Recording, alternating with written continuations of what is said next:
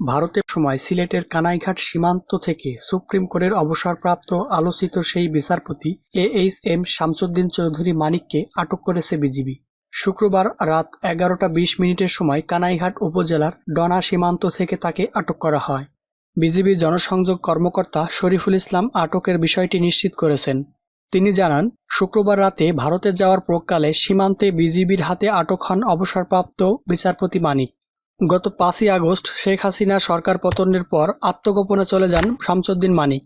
বিএনপির প্রতিষ্ঠাতা জিয়াউর রহমানকে নিয়ে আপত্তিকর মন্তব্য করার অভিযোগে শামসুদ্দিন চৌধুরী মানিকের বিরুদ্ধে একটি মামলা করা হয় গত বৃহস্পতিবার। মোহাম্মদ জিয়াউল হক নামে এক আইনজীবী ঢাকার মহানগর হাকিম সাইফুল ইসলাম আদালতে এই মামলা দায়ের করেন। ওয়ার্কার্স পার্টির সভাপতি রাশেদ খান মেনন ও জাসদের সভাপতি হাসানুল হক ইনুকেও সেখানে আসামি করা হয়। মানহানির অভিযোগে বিবাদীদের কাছে ৩০০ কোটি টাকার ক্ষতিপূরণ দাবি করেছেন বাদী। বিচারক তার আর্জি শুনে অভিযোগ তদন্ত করে পিবিআইকে প্রতিবেদন দেওয়ার নির্দেশ দিয়েছেন।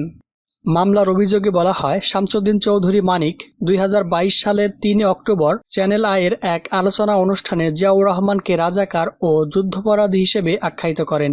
গত বছরের 15ই ফেব্রুয়ারি একটি সেমিনারে তিনি বলেন, জিয়াউর রহমান মুক্তিযোদ্ধা ছিলেন না, তিনি ছিলেন মুক্তিযুদ্ধে অনুপ্রবেশকারী।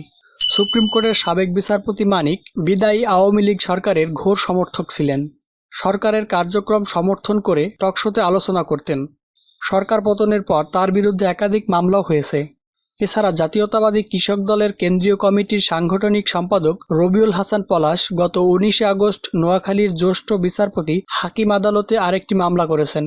সেখানেও জিয়াউর রহমান সম্পর্কে আপত্তিকর মন্তব্য করার অভিযোগে আনা হয় বিচারপতি মানিকের বিরুদ্ধে।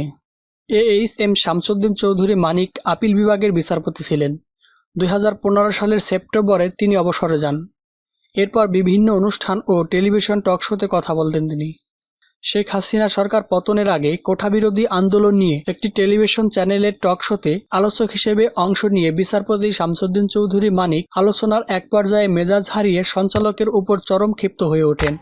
পুরো অনুষ্ঠানে বেশ কয়েকবার সঞ্চালকের উপর ক্ষোভ ঝাড়েন এবং উচ্চবাক্য করেন।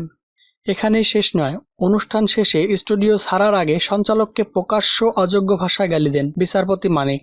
এ ঘটনার ভিডিও সামাজিক যোগাযোগ মাধ্যমে ভাইরাল হয়ে যায়। পরে অবশ্য তিনি ক্ষমা চেয়েছেন এ বিষয়ে।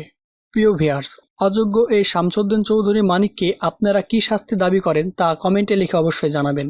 এছাড়া নিয়মিত আপডেট খবর পেতে আমাদের চ্যানেলটি সাবস্ক্রাইব করে পাশেই থাকুন।